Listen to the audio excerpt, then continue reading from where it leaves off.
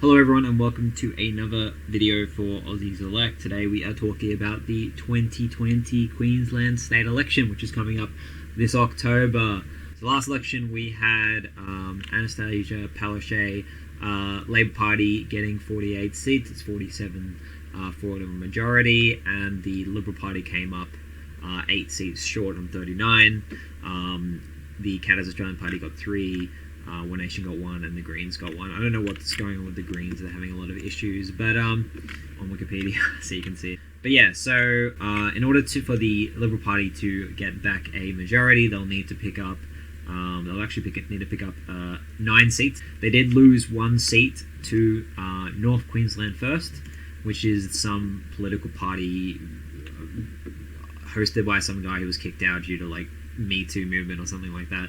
So it's just a meme party which wants North Queensland statehood, which is kind of similar to the Katas Australia Party. They also want North Queensland statehood, but they're a lot more protectionist, a bit more economically left-wing than this new party, North Queensland First. So it remains to be seen how well they'll do.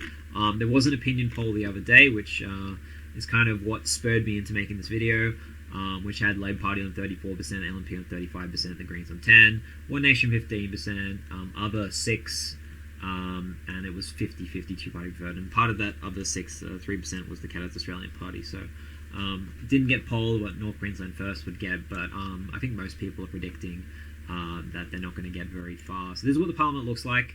As you can see here, Labour Party have a very slight majority. And then you've got this kind of crowded bunch of minor parties, 7 in fact.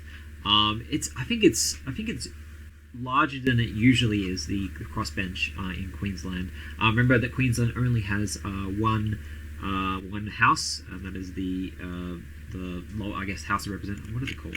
It's called the Legislative Assembly of Queensland. So there's no Legislative Council in Queensland. There's only one house, and maybe that's why there's a bit more minor parties than usual. There isn't like an upper house that they have to strive for, so they have to try really hard to go well in the lower house, and they've managed to get a few. I mean, one of these used to be was elected as a Liberal Party, but Liberal National Party, I should say. But yeah, still a pretty impressive feat. Katas Australia Party, remember, did very well last election, picking up 2 seats. Yeah. So another thing that has to be noted here is that there used to be 3-year terms. Next time is going to be 4-year terms. So this one has been only 3 years since the 2017 election, which was held in November, so it has been 3 years. But from every time onwards from now, it's going to be 4 years each election. I have a little bit of a problem with this because, as I just talked about, Queensland has only 1 house, and so part of the kind of like accountability, I would say, of Queensland is that they only have 3-year terms compared to 4, which is like most other states. So it seems a little weird that they would make it 4 years but only keep 1 house. It seems like it probably, if the Labour Party end up losing the election later this year, they'll be the ones who have the biggest problems with it. Anyway, so let's talk about how they could lose the next election. And for that, I'd have to go into the post-election pendulum of the 2017 Queensland state election. This basically states the margins for each seat. Now, if we go with the blanket swing of 1.2%, which is how much the swing is supposed to be, because the Labour Party won 51.2% last time, and they're polling at 50-50. It looks like these 4 seats would be the ones that they'd be worrying about the most, which is Townsville, Govan, Mundingborough and Aspley. And they have good reasons to worry about these seats, because all of these seats had quite large swings towards the coalition in the federal election. Now, I mean, there's a few disclaimers I have to note, and the first thing is that the Labour Party is nowhere near as disliked in Queensland in the state than it is in federal. So in federal, there was I think a 5% swing to the coalition in the 2019 federal election, and it ended up being a two-party preferred of 58 to 42 to the coalitions, which is absolutely terrible. They only got 1 seat in the Senate. It's the worst they've done in, I think, decades. So, yeah, I don't think it's ever going to be that kind of scale in the state election. Swings, on the other hand, can be taken more as evidence than actual seat counts, because like obviously I think they only ended up with like out of 40 they ended up with like 5 seats or something in the federal election in Queensland, but yeah, that's definitely not going to happen. It's definitely not going to be. I mean, it kind of happened in the 2012 election, I believe, where the Labor Party was pretty much wiped out. So it can happen, but I highly doubt that's going to happen, especially with that poll with 50-50. Deb Frecklington, also, I'll mention this woman up here. She's not very popular at the moment. She's come down to the leadership rankings. We got Palaszczuk 34, Frecklington on 22, and her dissatisfaction rate is worse than the Premier, which is bad considering that, you know, Palaszczuk has been in government for 2 terms. You would expect that if a government has been in there for that long, that like the people would be sick of them, especially if they're not doing the best job. But you know, Frecklington is even more disliked than Palaszczuk. But yeah, I mean, at the moment it's not looking particularly great for the LNP. They did have a poll which they were ahead back in August last year. But every other poll has had the Labour Party ahead, and this one's got them as equals. So who knows what's going to happen, but definitely it does not look like an election wipeout quite just yet for the Labour Party. Yeah, so let's get back to these 4 seats. So we got Townsville over here. So Townsville, it's obviously in the city of Townsville. It's part of the city of Townsville. Very razor-thin margin. Don't think One Nation is going to be too much of a competition here. They're more kind of southern areas rather than all the way up in Townsville. But keep in mind also there was a 8.5% swing to the LNP in Herbert, which is the Townsville federal seat. So this looks like one that could definitely go to the Liberal National Party. In fact, I would expect it to go to the Liberal National Party. Then we got Gavin, which is as you can see here, part of the Gold Coast. And also quite a razor-thin margin. It will be a contest just between Liberal, National and Labour. And this seat, parts of it is in Moncrief, which had a 0.75% swing to the LNP in the federal election, and parts of it is part of Wright, which had a 5% swing to the LNP in Wright. So definitely a seat which they would be definitely worried about, the Labour Party, and definitely could go. Munding Borough, it is also right near Townsville, and we have One Nation. You know, there is cause for concern over this One Nation threat. If One Nation do get a fair bit of a swing to them, none of the polls really indicate that would be the case. Like the opinion polls we were just discussing, that has them on 15%. They were on 13% last time, so it's like 1 or 2% swing. But yeah, definitely, especially with the Katter's Australian Party, if things go differently, if Katter voters preference One Nation ahead of the Liberal National Party, then maybe there could be some interesting things happening. Or, you know, if One Nation preferencing Katter, and Katter do particularly well. So this seat could be won by One Nation, Katter, or the Liberal Party. I mean, Liberal Party more likely, but definitely a hard seat for the Labour Party, given, once again, there was that 8.5% swing in Herbert that we were talking about. And then we've got Aspley, once again within the margin.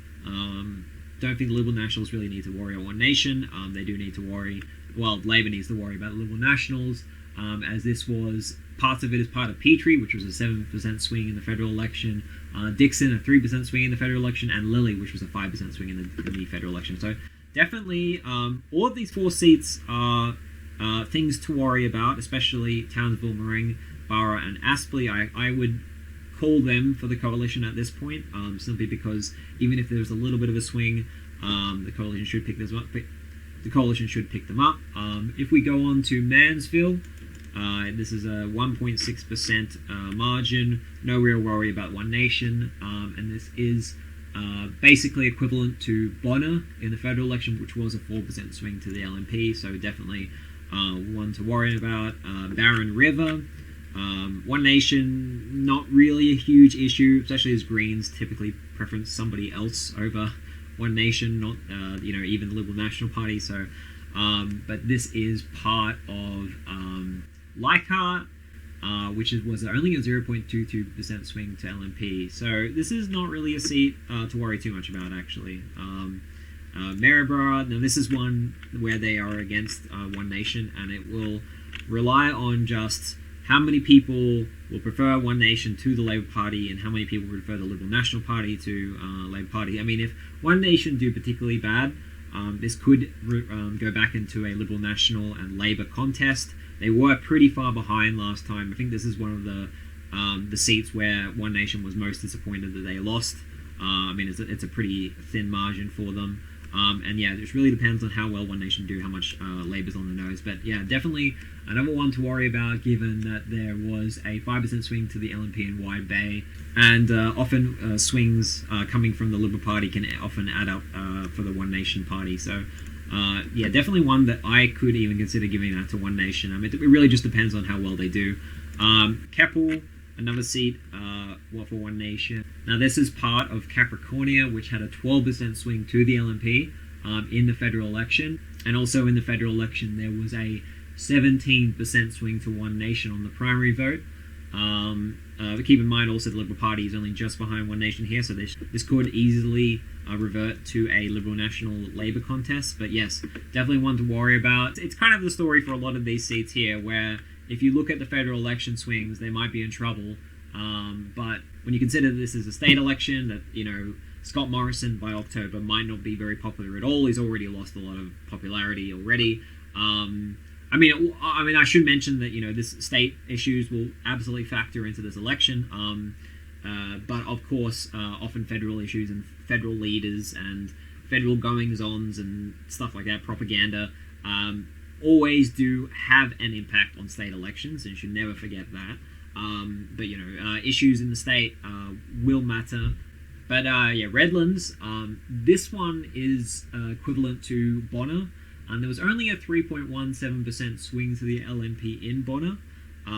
So, I mean, going by these numbers, they would lose the seat, but I highly doubt it's going to be that much when it's the state election. So I would put that one still in the Labour Party camp.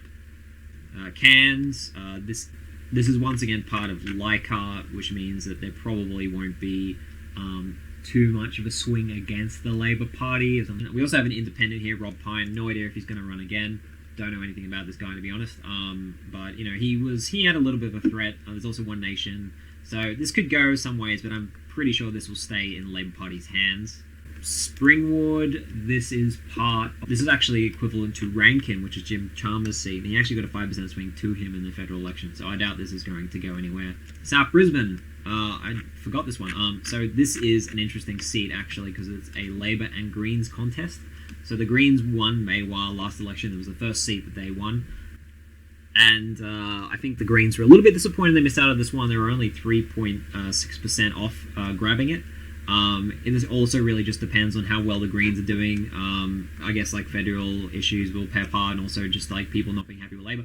Oh my god, this is Jackie Trad's seat. Yeah, this could definitely go to the Greens if the Greens really get up and complain so much about Jackie Trad. So yeah, definitely one to worry about.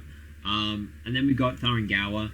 So this is an interesting seat. It was kind of like a four-way contest here. So it did end up being between Labour and One Nation. So yeah, I mean, this is the equivalent to Herbert. It also has parts of Kennedy in it. But yeah, I have no idea how this is going to go. If we split that swing in half, yeah, definitely it could actually go to One Nation or Caddo or Liberal. It really just depends on who ends up getting ahead. So yeah, definitely this will be definitely an interesting seat to watch, and it really could go like any way, in my opinion, any out of these four parties. Ferny Grove, I'm pretty sure this is quite close to Brisbane, and it probably won't go anywhere because there was a 1% swing to Labour in Brisbane, and yeah, I mean, it would need quite a big swing to turn this seat over. Redcliffe, this is part of Petrie, which swung 7% to the LNP in the federal election. If you halve it, still not really going anywhere, but you know, definitely one to watch. Rockhampton, we've got another independent here. We also got a bit of a four-way contest going on. This seat is part of Capricornia, which swung 12% to the LNP. Really could go any way. 6% swing would get rid of Labour Party if there was one. And it could go to the independent if they run again, One Nation or the Liberal National Party. So one to watch. Cook, this is not Scott Morrison's seat. This is a Queensland seat. and it does have quite a large margin. And this is also part of Leichhardt, which, as we discussed earlier, 0.22% swing to the LNP. Katter Australian Party is also competitive in this seat, quite competitive actually. It was second place had a lot of crowding, so it really just depends on maybe the Katter Party will try to campaign here and knock off Cynthia Liu. We will see. Mount Omni. This is a seat with once again, quite a large margin. It's part of Oxley and Moreton. Oxley swung 2.5% to the LNP in the federal election, 2% swung to the LNP in the federal election in Moreton. Won't be enough to knock Labor off this seat, most definitely. Bancroft, 6.7% swing to the LNP in Petrie. So if they do replicate that swing, they'll take the seat, but I doubt that will happen. One Nation, also kind of competitive here. So yeah, I mean, if One Nation do really well, these are the kind of seats that they could possibly win. It's kind of unpredictable of where Liberal National preferences will go between Labor and One Nation. Liberal National Party is in between these two parties, so if it's One Nation splitting either way, it'll probably go to the Liberal National Party. I mean, if they can't do it, then maybe there's no chance for the right to win this seat. But I mean, it really just depends on how disliked Labor is by this October. And the last seat I'm going to talk about on this list is Logan, number one, which is between Labor and One Nation, which will definitely rely on how popular One Nation and Liberal National Party is when this election comes forward. The Liberal National Party can easily kind of catch up and become at least second in this race, and this was a 8% swing to the LNP in Ford, which is the federal equivalent. So yeah, I mean, if you take that, once again, Labor could be kicked off, but I highly doubt it, given the swing is probably going to be much lower than in the federal election. So just a blanket swing, this is what the Parliament will look like. As you can see here, Labor would still have more seats than the Coalition by 2, and it will come down to probably the Katter Party about who wins. The Greens will go to Labor, and One Nation will probably go to the Coalition. Independent, don't know too much about them, to be honest, but yeah, it will come down to Katter. I mean, this North Queensland seat was a Coalition seat, and if you assume that it's going to them, that will make their life a bit easier. This would be a hung Parliament, and it will come down to a couple of independents on who gets government. I mean, this is kind of what you would expect with a 50-50 kind of Parliament, where both parties get kind of in the mid to late 30s. You kind of expect this kind of Parliament. It's a good thing that you do get these kind of Parliaments when there's clearly an indecisiveness amongst voters. But if you consider the 2019 swings, and let's say you halve every 2019 swing, you get a bit of a different result. Okay, so this looks kind of weird, but this is actually the result if you cut all of the swing from the 2019 federal election in half, and then you go with whoever Labor were already paired up against in the last state election. And if you look at this, there's actually 4 more One Nation seats that they would win. Now this is very dicey, because I'm assuming that swings to the Coalition would also go to One Nation, or by half at least, which probably not the case. I'm also assuming that the LNP won't be able to overtake One Nation and beat Labor. But either way, I'm not actually predicting that the Coalition will be able to get a majority here. And it kind of actually says something a little bit about One Nation, that it just so happens that the seats that Labor were against One Nation in the state election were really good for the Coalition in the 2019 election. It does actually, it does make you think a little bit about what kind of voters were the ones that swung towards the Coalition in 2019. So yeah, it could be possibly end up something like this. I think this is definitely likely. Once again, the Coalition doesn't have the magic number of 47. Now it does. One Nation could win 2. It could end up like this. But yeah, I mean, this is possible if there is half of the swing that there was in the federal election. This whole kind of setup could be possible. I mean, the Greens, you could probably think that they would win 2 seats. If Jackie Trad, the issues there do go that deep. I'm also predicting that there's a possibility that Deb Franklinton will go and be replaced with a more popular leader that will really kind of get into Anastasia Palaszczuk. But that's all hypothetical at the moment. When election is 6 months away, you can barely predict anything. But that's what I'm here to do. I'm here to attempt to predict things. So we've also got a by-election coming up in the seat of Currumbin on March 28th, which might be the thing that is the cause to remove Deb Freckington. I mean, usually in by-elections, when there's been a incumbent government for many years, and there's a margin this low of 3.3%, you would expect that the Liberal National Party to be able to hold on to this pretty well. But, we do have a challenge from Labor, and if Labor do win, this will look very bad for the LNP, and it may make them want to think about what their course is for the remainder of the term before they go to election. But at the moment, I'm predicting that this will be won by the Liberal Party. So I want to go over a couple of interesting seats, which I want to discuss for a little bit. So we've got Caloundra, which the LNP won in the state election. And if you note, I actually haven't talked about any of the seats, the marginal seats of the LNP, and I don't think any of these are at the moment looking to go to the Labor Party. A lot of these are in seats which swung a fair bit to the Liberal National Party in the 2019 federal election. So I'm not predicting any of these to change hands at this point, except for maybe Lockyer, which we'll discuss soon. But yeah, One Nation, if they can get ahead of Labor, this will be a contest between One Nation and the LNP. I mean, if Labor can get ahead of the LNP, but that's probably not going to happen. But the Greens will probably vote against One Nation, so I doubt that's going to go to One Nation. We've got Collide, bit of an interesting contest going on here. Same kind of story, though, that that coalition are pretty far ahead of One Nation, and the Labor and Greens voters tend to not want to vote for One Nation. But there's Katter voters, if they grow, they might add on to it. But it's definitely one that One Nation be worrying about a little bit. But this one, where One Nation is once again a little bit of a threat to the LNP, but the LNP did win it by a pretty decisive margin, so maybe not. So yeah, I want to talk a little bit about these Katter Australian Party seats. They won from third place. I'm going to suspect that the Katter Australian Party will get a little bit of a swing to them in the state election. It's not probably going to enough to win them more than maybe one extra seat or something like that, but it will be enough for them to keep their seats. They won a pretty decisive margin last time, and there's no real reason to indicate that they'll lose any of these seats that they won. Harvey Bay, also one that the One Nation could be targeting from that has been won by the coalition. Same as the case here in Gympie, Coolangatta, another one which I don't think the One Nation has much chance here, but because the Greens will probably preference LNP over One Nation. But another one. There's a lot of seats where One Nation they only won one seat, but they did relatively well. They came second here, but unfortunately for them, they probably needed about 10% more of the primary vote. They got 13%. They probably needed about 23% if they were looking to win a couple of seats. And it's not looking at the moment like they're going to be that far ahead Morayfield in the next election. But there are lots of seats like this. This is the one they actually won. They won from second place. I don't even know who this guy is, but there was quite a big swing there.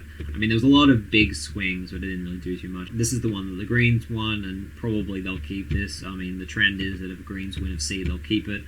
Mackay, One Nation third place, probably won't be able to get to second place. McConnell, this is the one where the Greens did pretty well, and they could go up to second place, and it might be a contest between the LNP and the Greens, or maybe even Labor and Greens, and yes, this could be very interesting.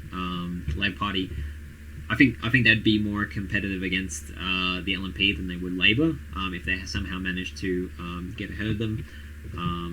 And this is South Brisbane. This is one the Greens will definitely be looking at. They only lost by a couple of votes. We got Warrego. This is one the Katter Australia Party had a chance of being second place, and I doubt they would have won the seat.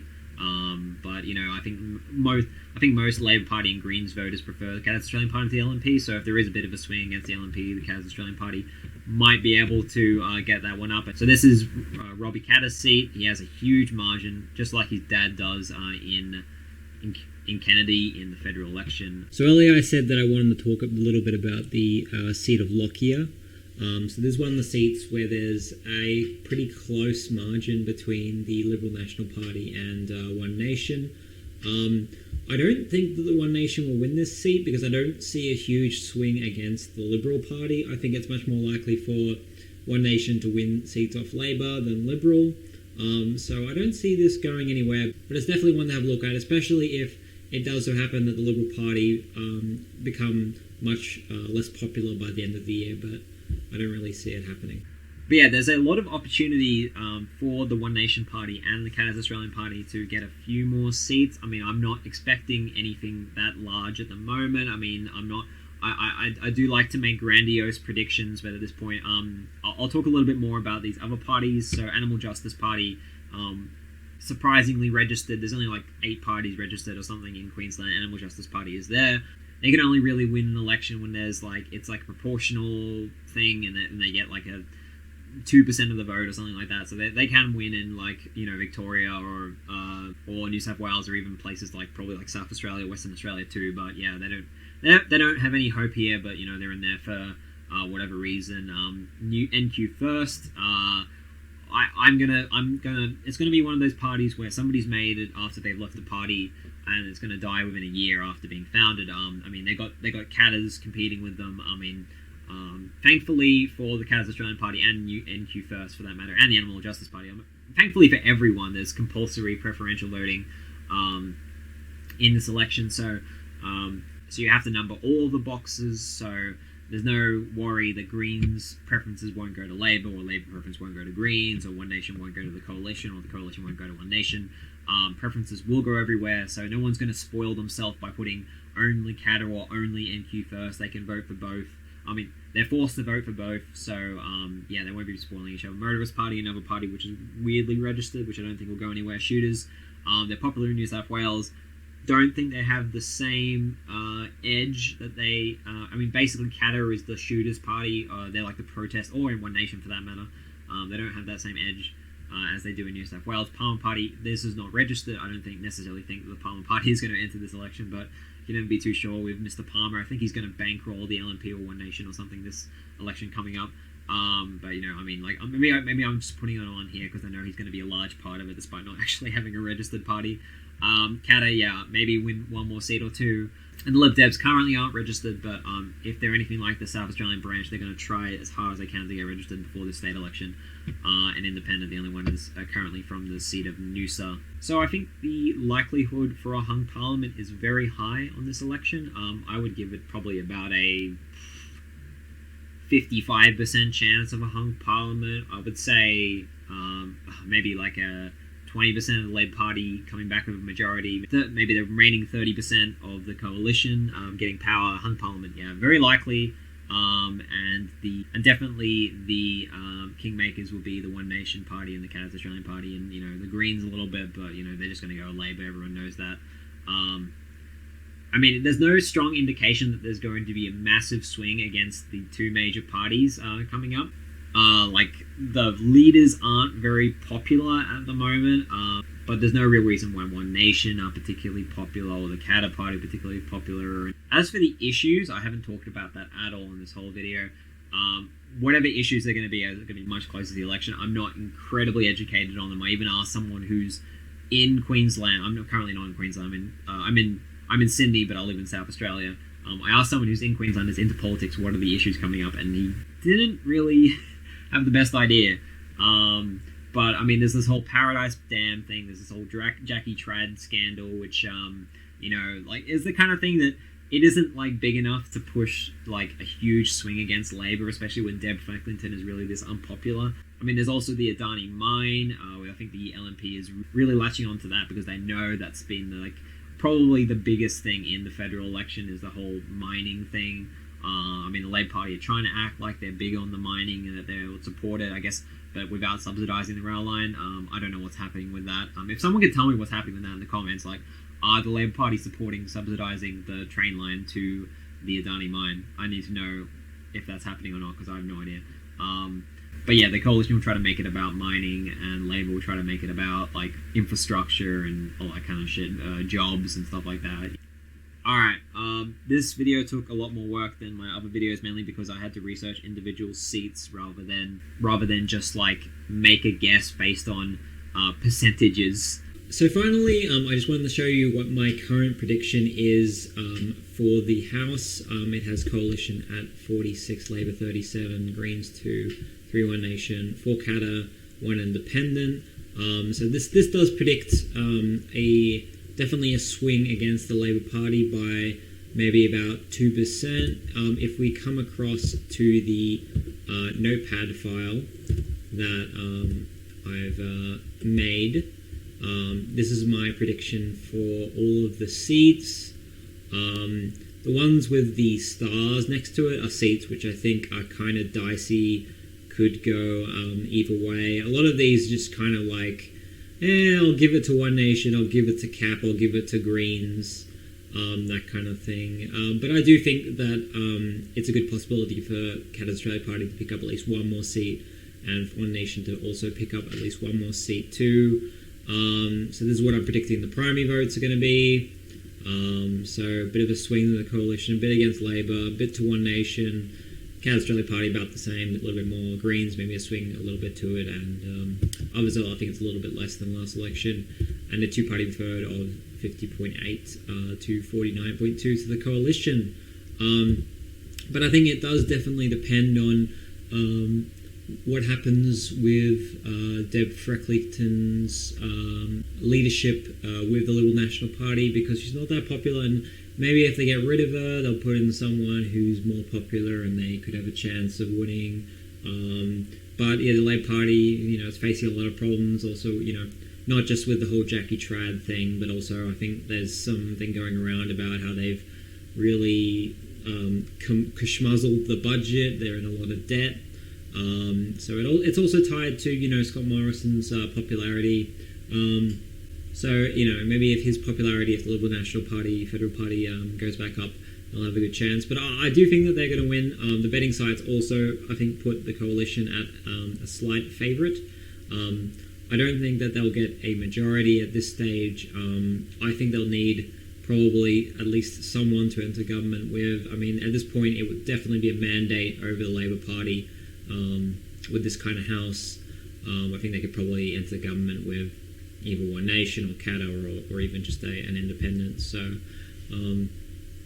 good luck to the Liberal National, or good luck to Labour, because I do predict they're going to lose. But it's definitely not one of these elections which is really sure either way, especially with that poll that came out the other day. But, they've had 2 terms in. They're not like, they haven't really done anything that's really been that popular. So, usually at this amount of time, it's time to go. Well, we'll see. Maybe Anastasia Palaszczuk will resign within the next 6 months. You never know when you're predicting an election, which is, so far away. Just as a bit of a fun side thing, this is what the 2017 election would have looked like under proportional representation. So yeah, there would definitely be a hung parliament in it. Anyway, I've got nothing else to say. Thank you for watching, everyone, and I will see you in the next video. Probably something about the federal election coming up, or the one past. I don't really know. Leave in the comments any suggestions you might have. Goodbye.